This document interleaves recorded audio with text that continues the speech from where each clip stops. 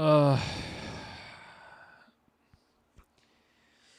well, I think we're just going to call this one a boring one, boys, and get a DiGiorno Supreme Pizza because this shit was a fucking snooze fest of a trial today.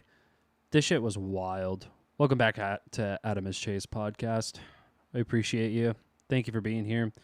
Okay, so day 8 happened, and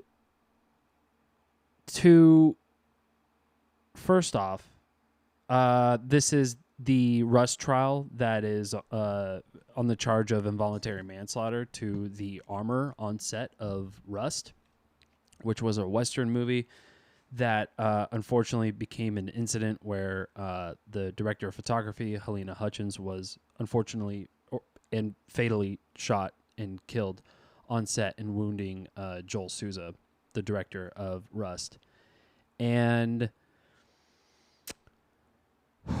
okay, we are on day 8, and I mean, look, guys, it's a boring one because I'm thinking we're just gonna speed run through it because I also got I started the Oscars watch list, so pay attention for that. It's gonna be fun. So, okay, we started off on the trial with today's trial with stills photographer. Now, the stills photographer has captured some pretty crazy moments on set, right? Because when you're a stills photographer, for those of you who don't know, it's just BTS photos, essentially. I mean, it's way more than that, but because they are actually on set at all times, and they just capture like the greatest hits, essentially, the greatest moments.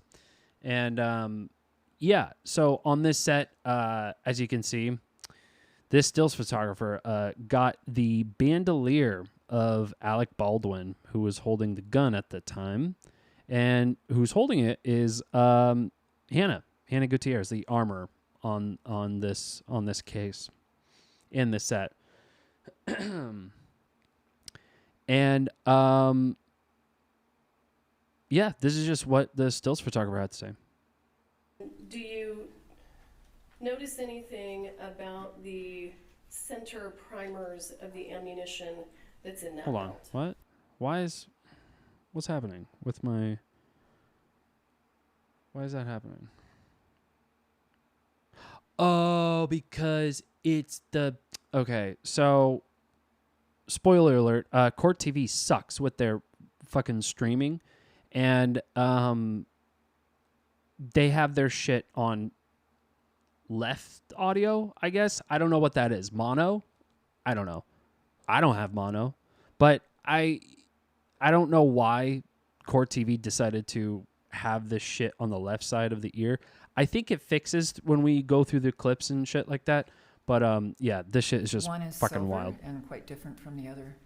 Okay, so what she's explaining it in that photo that we just saw, that there is a so all these are bullets on the bandolier, and there's one that is a silver primer, which is right here, that can ignite the bullet essentially and shoot whatever the fuck is in the case or in front of it, on the bullet. So yeah, that's a silver primer that the stills photographer points out. Notice anything about the center primers of the ammunition that's in that belt?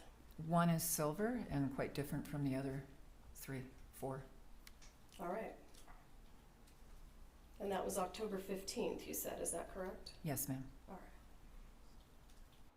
Yeah. So that was just that was October 15th. The incident happened in October 21st. So that was just literally days where you have a bullet with a live fucking primer, and it's just chilling in Alec Baldwin's bandolier. You know what I'm saying? Okay. So this next clip, I gotta say, I busted out laughing because essentially the defense side I don't know what they were trying to come after. I was watching Emily D. Baker on this. Shout out to her. She broke this down where it just, I don't know. It feels like it's like you're asking the wrong questions to the wrong people all the time. And this is just basically another example of that. In some of the photos that you were taking, Yes.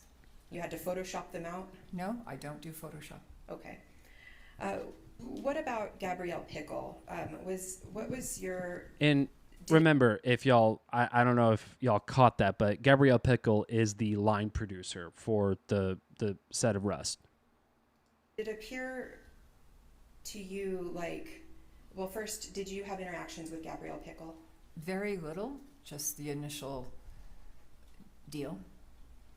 Did it Deal appear memo. to you, in your perception, that the budget was a major concern to Gabrielle Pickle? That's her job.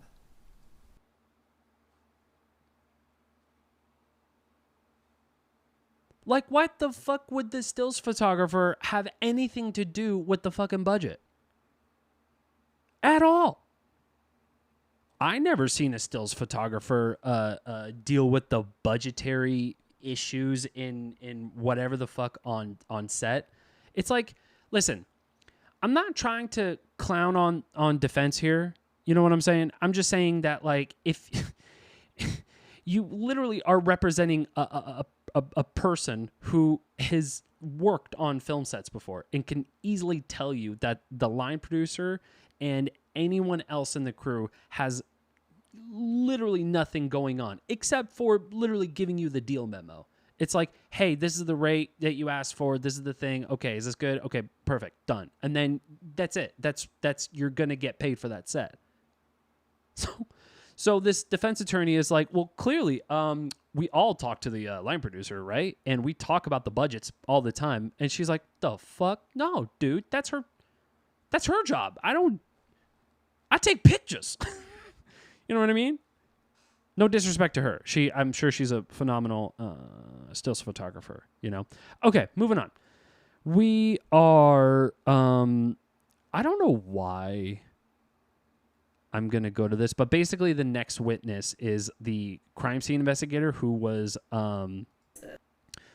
already there before. I think, let's just watch it. This is a top view of those same live rounds located at PDQ with the silver primer. Oh, never mind. That is very important. So the reason why I have this up is because they brought back the crime scene technician, right? Or crime scene investigator. I thought they were called whatever. Doesn't matter. This crime scene investigator is looked at these bullets, and I think she said this before in her last testimony, like a week ago. And I'm pretty sure she also said there, as she did here, where these are all live rounds. These are live rounds that we're seeing. And this is,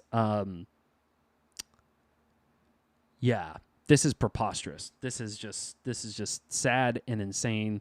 And this was found in PDQ, which is the prop house.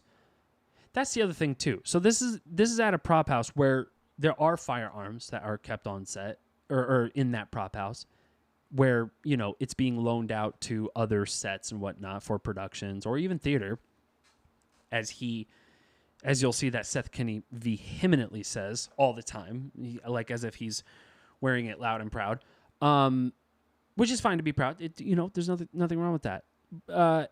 This thing that's going on with all these live rounds is that it's in a prop house. Why are there live rounds in a fucking prop house?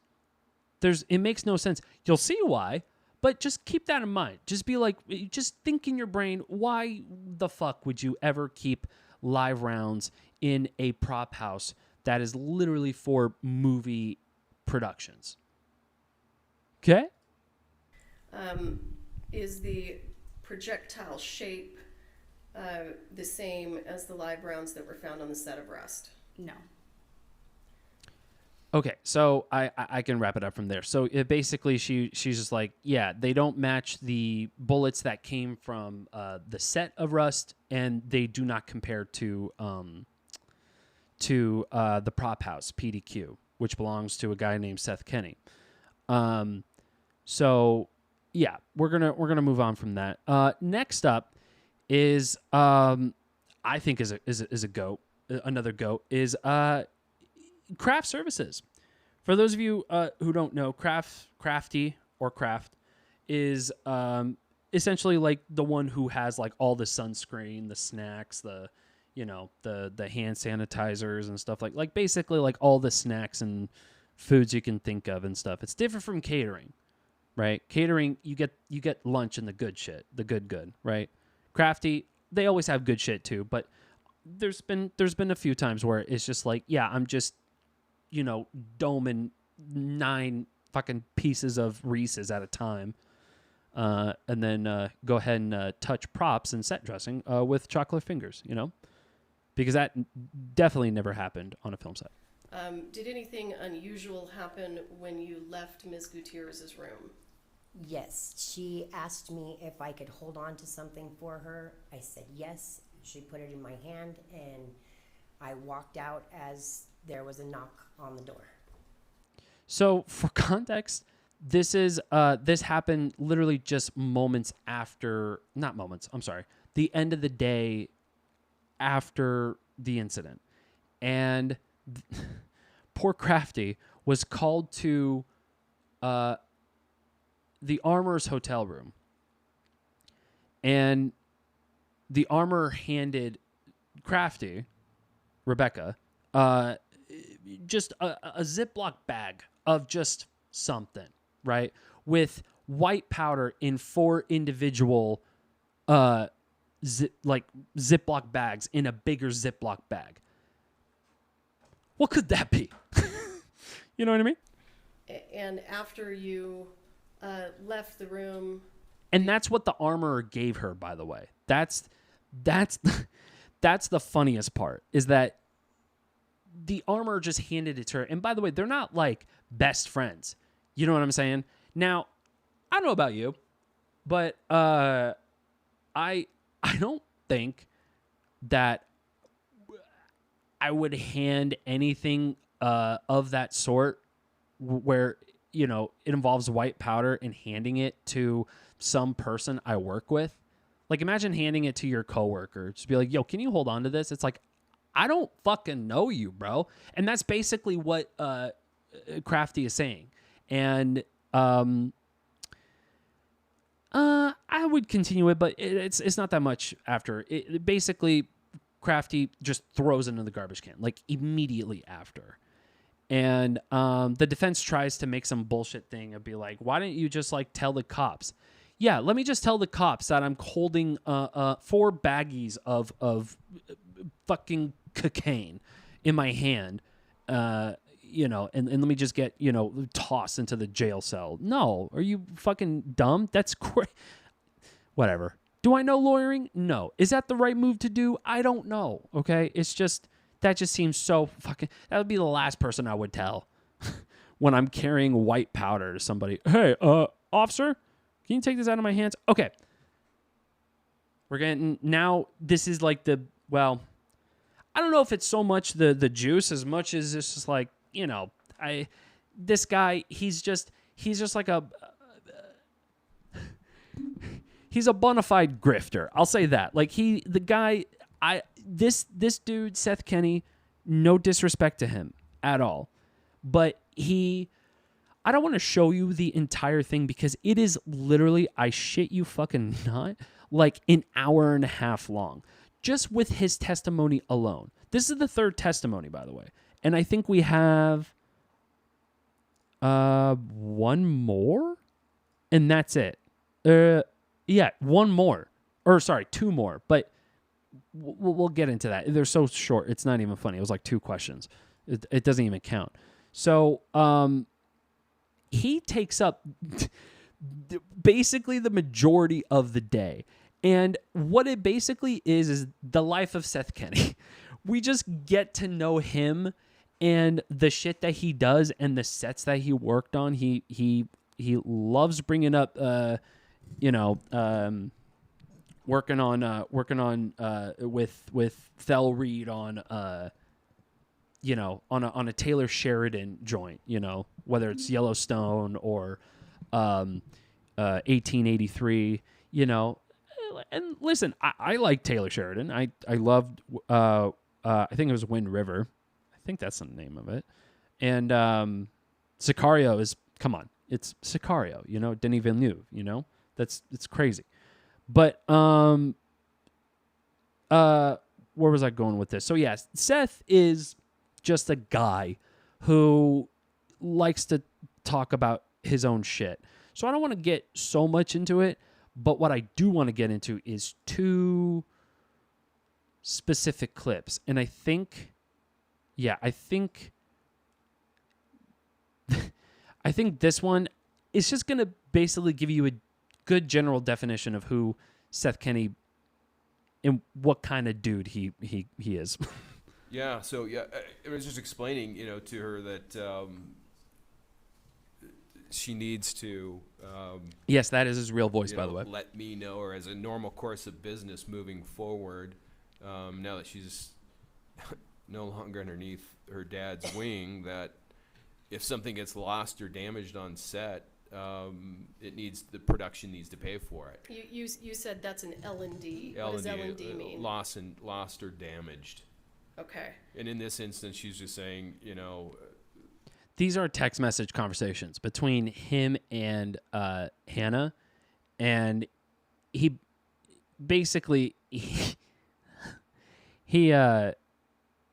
talks about that, he cannot be just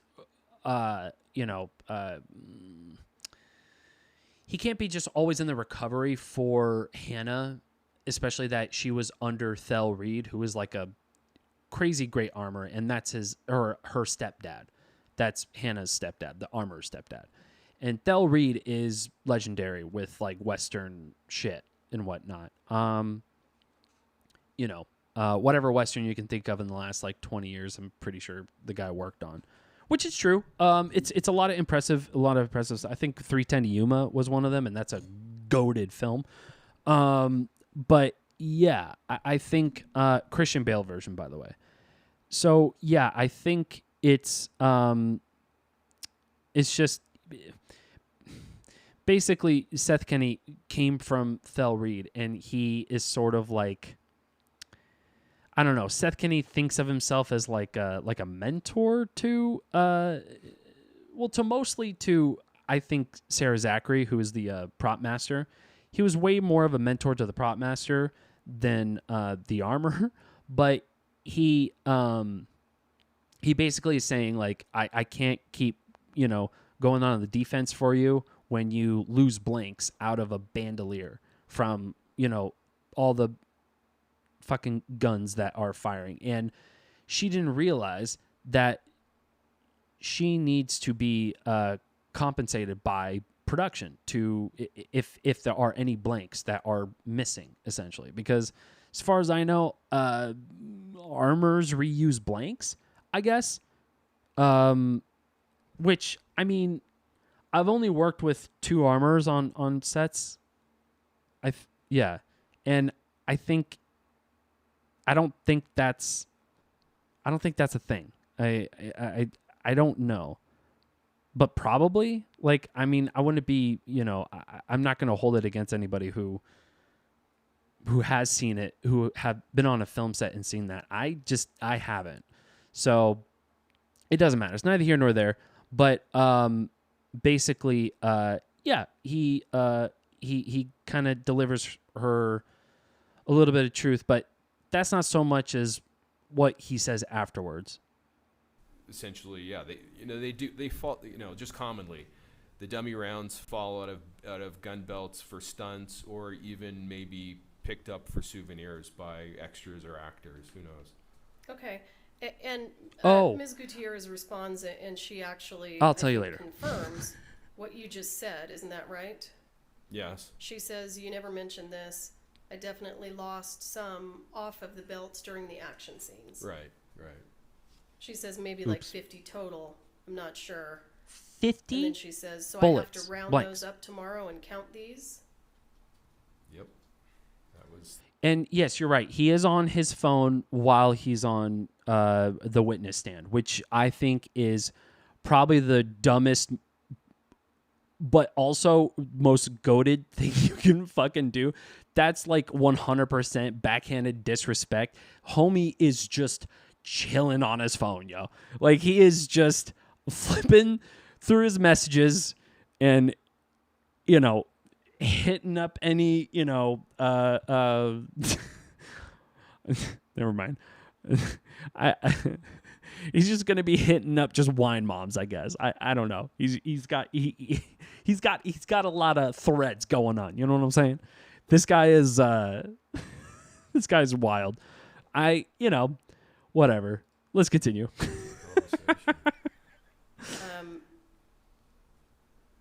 And then does she say to you, you both just send me out to do these things and don't teach me right. Shame on both of you. Yes. So basically, and I'll say rightfully so, because I'm about to slam this armor pretty soon, and I don't want to, but I'm gonna have to. But that'll come a little bit later. What she said in that text message thread of saying, like, dog, you never told me this was a thing. You could have taught me that, in all the time that we've worked on set, which she has worked with him before, I assume. We're just using context clues at this point. But yeah, we just are like, okay, yeah, that's kind of fucked up. You didn't mention that, and she needed to essentially tell production, so she looks even, already setting her Hannah up for failure. The armor, just really just getting the, just the as her second set, just like not just hitting every single fucking pitfall that you can think of, between negligent discharges to bad communication and no strict policy of safety meetings, or at least safety briefings, right? And also too, I wanted to mention in the last episode about safety, there is absolutely no reason to not run through safety. And that was like a big thing with Dave Halls when he testified. The first AD.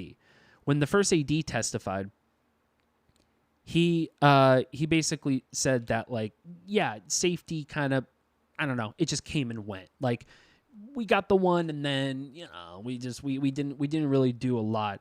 And his excuse is, well, there's just time. It's time. And I was like, yeah, daylight is a thing for sure, and you got to preserve as much as you possibly can, because you literally only have 10, 11 hours of like sunlight, at least shootable sunlight. So unless you're doing nighttime shit, but even then, it's just, you don't,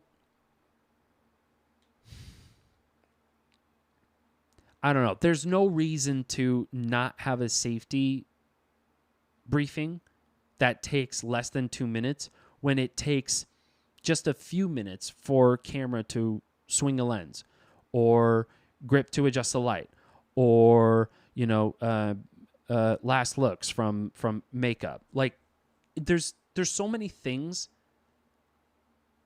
that will always hold up a set no matter what. So it doesn't matter if you're holding anybody up if you take not even 1 minute to run through the safety, unless like there is like a dozen people, then you would run a big safety meeting and shit like that. But when you have like 1, 2, maybe 3 people, you can run a minute, maybe minute and a half safety meeting pretty thoroughly too, where it makes the cast or talent and crew absolutely comfortable, and you know exactly where they're going to be. They're always going to be in either, while they're shooting the talent's hands, and when it's not, always with the armor, no matter what. No ifs, ands, or buts. Except if the prop master is like literally a licensed, firearm expert. So yeah, yeah. So let's finish this. Okay. And you respond, you're a naughty child. I'll let Papa handle this one. Right. Were you joking? Partially.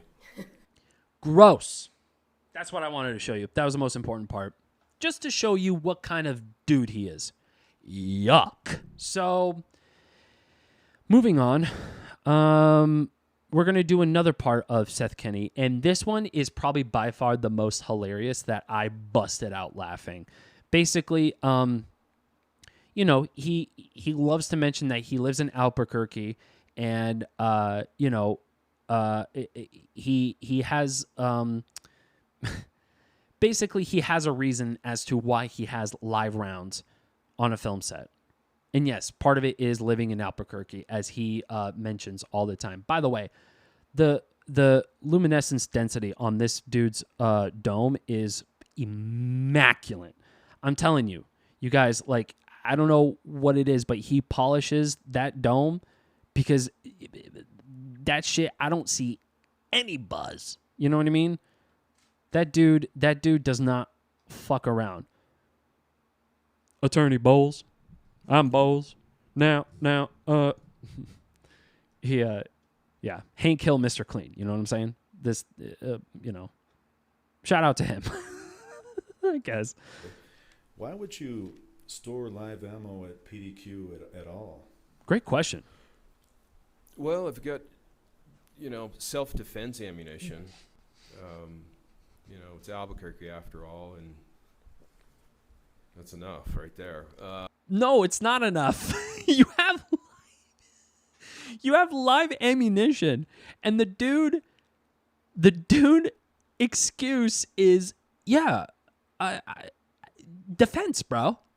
You know what I mean? I live in Albuquerque. It's like, okay, if you're a business and you don't even have the wherewithal to have a security system, or I don't know, like make sure it's in a gated community, whatever. It doesn't matter. The point is that the worst and dumbest kind of last fucking resort you can do is be like, yeah, I just have guns lying around, which is true. There was guns found in, because it's a prop house.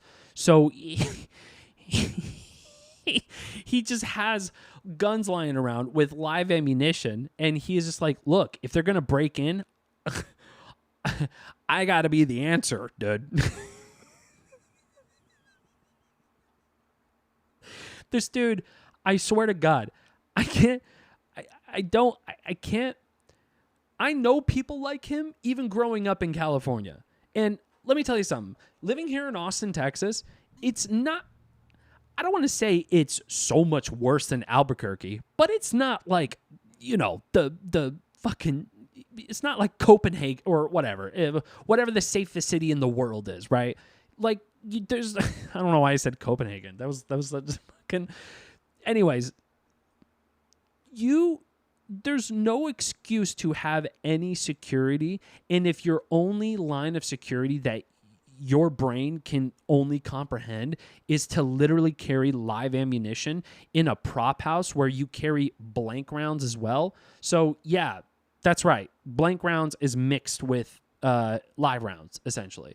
He's saying it's not. He's saying that he knows exactly where it is. It's stored in the bathroom.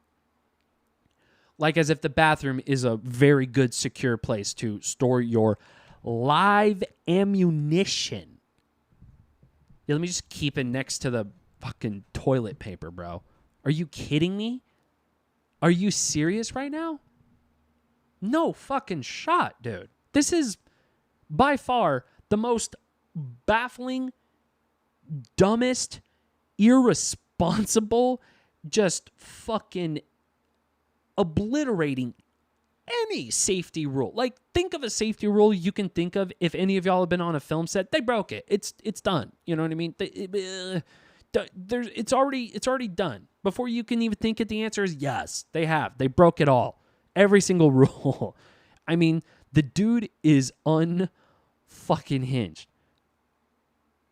Live ammunition for self-defense. I mean, you know, it's wild. Anyways, let's move on. This is the forensics analyst, I guess, or just forensics dude who enhances a lot of pictures, essentially. I don't want to get into it. I was thinking about it, and I'm like, no, I actually don't. I want to just wrap this shit up. We're already at over 30 minutes. I'm ready to fucking call this shit a night, bro, with at least with this trial. It's just, you know, this is just FBI expert shit, you know, just like the previous few days where they do the whole, like, you know, DNA analysis on fingerprints and whatever, you know, whatever. I don't want to get into it. It's a lot of, you know, it's a lot of FBI like analyst brained stuff. And if you like it, go watch the Court TV. I mean, they did a shit job with the audio because it's, you know, just playing through the left side of the region. Oh, actually, this one's fixed. Version, and then that's cool. That's awesome. I love that. The worst clip that I can pick is the only clip that has balanced audio. It's just like, now you're just fucking with me. Anyways, so that's been day 8, okay? So, no more React Cam. We're done with React Cam. What's going on? You know? For those of you listening and watching, we are moving on to the Oscars watch list. That's right. So I wanted to basically catch up on all of the best pictures that I've seen. I've only seen a few. I've seen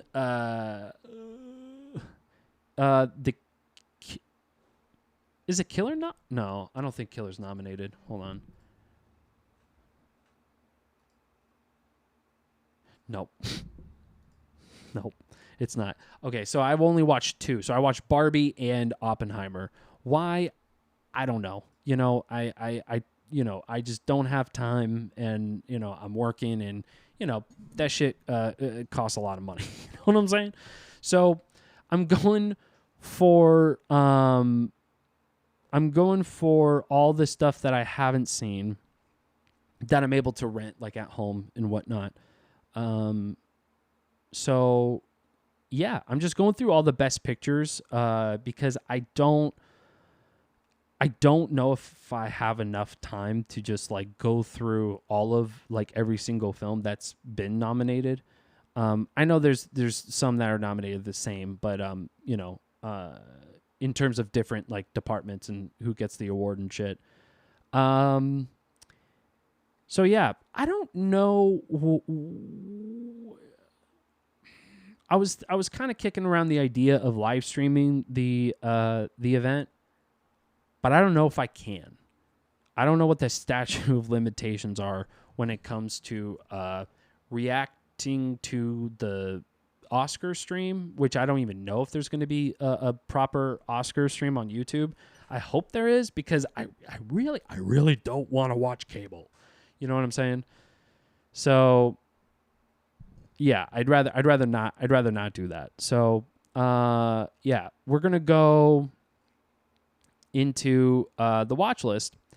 And the first movie I watched that I haven't seen and I really wanted to watch because people tell me all the fucking phenomenal things about it is Anatomy of a Fall. Dude, holy shit. Well, first off, it's kind of hilarious because it's also like a procedural, like a crime procedural. So I go from watching this case with the armor on involuntary manslaughter charge immediately to another murder charge of another case, you know, that's like halfway around the world in France. So maybe not halfway around the world, but you know what I mean.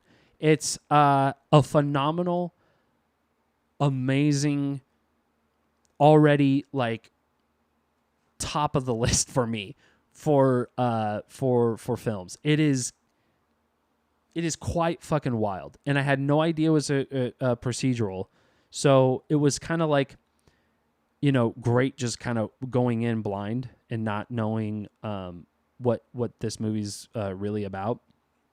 And I got to tell you, every single actor is phenomenal. There is one thing that I did sort of have a problem with, but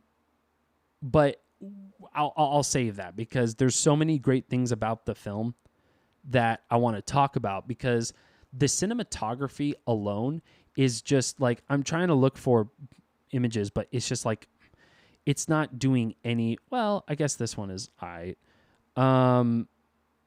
it's here, I'll show it to y'all. It's fucking amazing and insanely gorgeous. You see, all right, so maybe not that great, but you see like a mountainous landscape, but they have exterior shots that just look fucking awesome. It is just probably some of the, like, one of the more beautiful shots that I've seen so far in the year. But I think this movie came out last year. I mean, it had to have, right? So, yeah, it was just a beautiful fucking movie, or beautifully shot. And the story is amazing because the story is basically this writer who is a mom and a wife, of course, and she has, basically this like kind of like friend hang in the beginning of the movie, and her husband, who's just right upstairs, just starts cranking Pimp by 50 Cent, but the instrumental version, which I really love and appreciate, because it's not so much instrumental, it's more of like a cover. It's like a reggae, like steel drum cover, essentially. And I didn't recognize that at first until like I really listened to it, because they play that song quite a lot. And it's kind of funny every time it does play, because it becomes like silly at a point, you know what I mean? So anyways, the husband plays Pimp by 50 Cent, and the friend feels like, it's like kind of imposing, it's awkward, and like the music's loud and they can barely hear each other talk. So the friend leaves, right? And then just minutes after, we see their son, who fucking, I gotta know the name. This kid blew my goddamn mind. Like, since probably Jacob Tremblay with Room. I gotta tell you his name, because this kid was off the chain. Hold on. Yeah, because so the kid plays blind. Well, he lost his sight, most of his sight, due to an accident that is horrifyingly sad. I mean, it plays well with the story. It's just you just can't help but to feel for every single character, including the one who is accused. So how the movie plays out is that basically after the friend leaves, the case begins where the son is outside walking his dog, and they come back and find the husband, the boy's dad, on the ground, just dead. And, basically that's where the story begins. That's where the movie begins. And it just, the way it unfolds is not so much information, because I am complete spoiler alerts. There really isn't like a satisfying ending, but I only mean that in the biggest of compliments, because I do feel like the movie lends itself to what the public perception is for any case, right? And that is like, you weren't there, so we have to put all these pieces together and see what is real, what is bullshit, and who do we believe, right? And at the end, I mean, she was acquitted. So the mom was acquitted, so she was, not a suspect of a possible but maybe suicidal murder of it's either murder or suicide, but it could be both. It could be either or. So, it was one of those films where how they introduced every little bit of information as much as they can to the perspective of literally the audience. So, like, they have shots of, like, like the press and whatnot, and most of the time it's like, it's kind of playing to the audience where it's just like they're asking the questions that we want to know, but we all know that, like, reporters, like journalists, like, would never ask some of these questions, where it's like oddly specific and very leaning towards like what the with the defendant, which is like, well, how can we trust her? She was the only one in the house who could have easily, like, why would he jump out of a house and commit suicide when, yeah, he was depressed, and yeah, he felt like his life was at a standstill because of her. So yeah, it's credible that, like, yeah, that sounds like she could have easily been somebody who did that, because she took all that from him.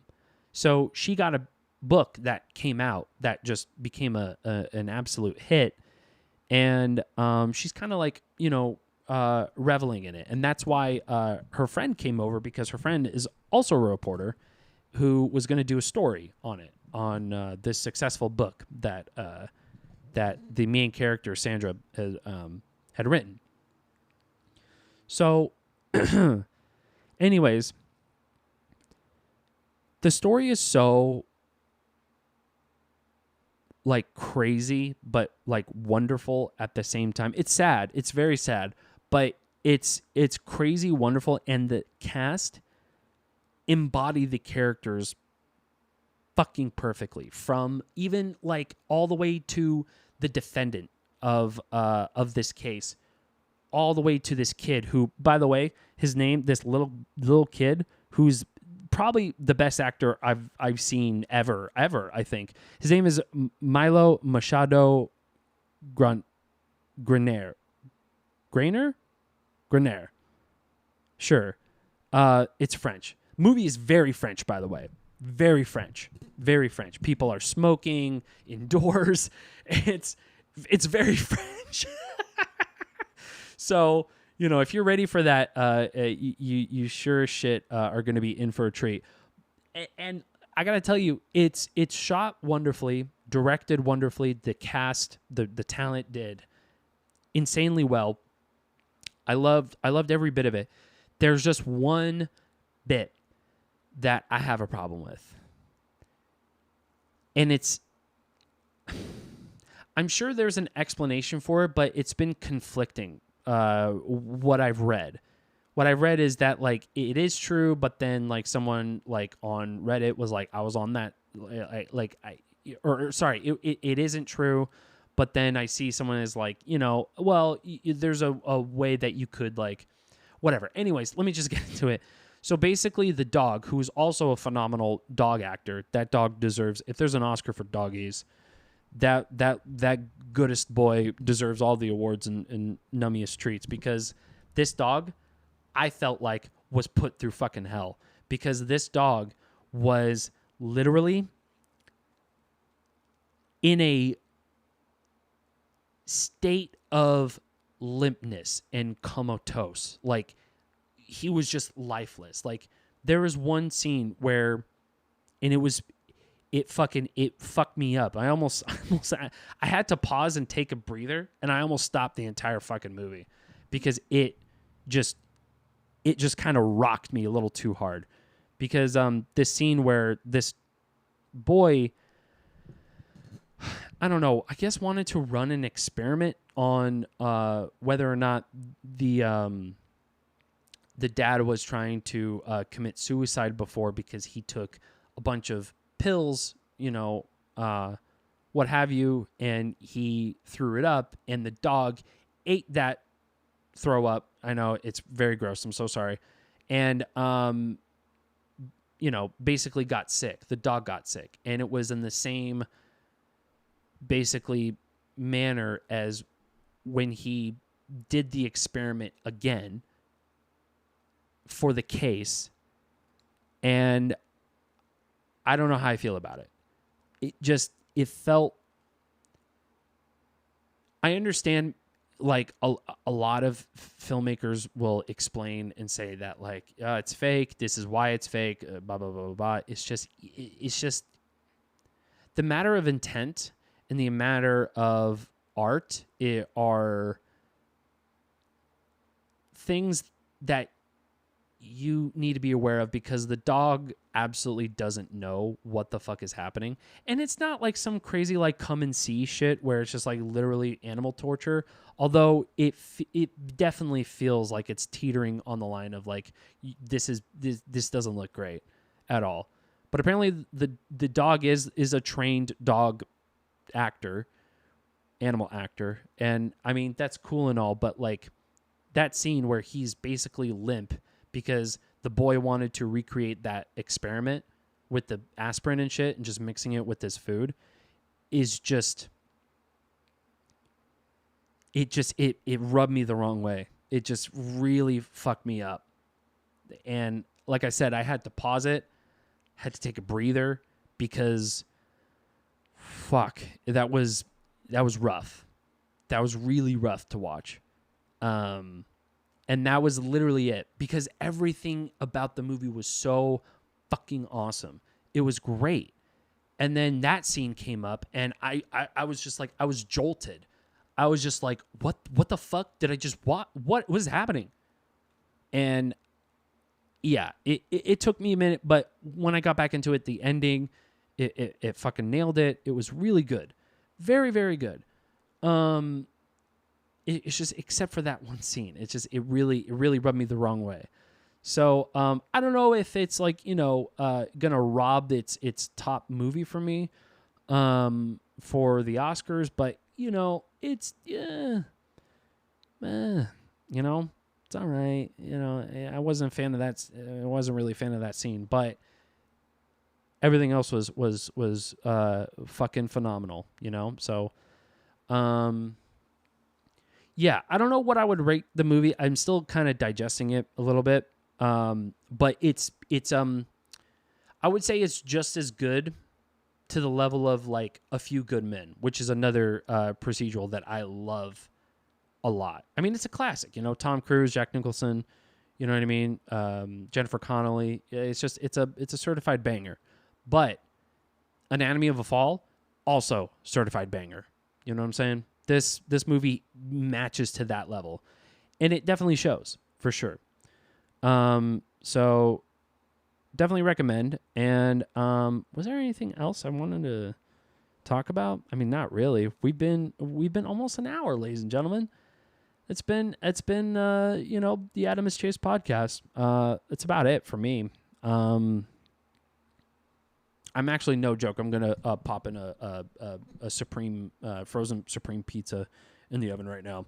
So thank you so much, everybody. I appreciate you. I love you, and I'll see you next time. Sorry. Bye.